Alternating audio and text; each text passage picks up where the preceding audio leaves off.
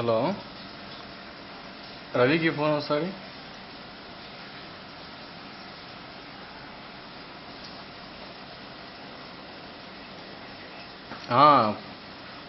ఇక్కడ 5,000 తక్కువ ఇవ్వాలంట వాళ్ళు.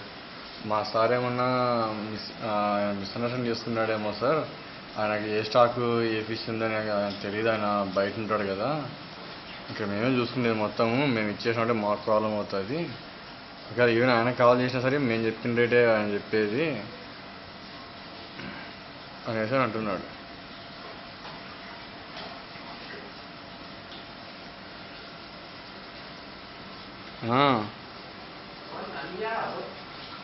Ada ini ada apa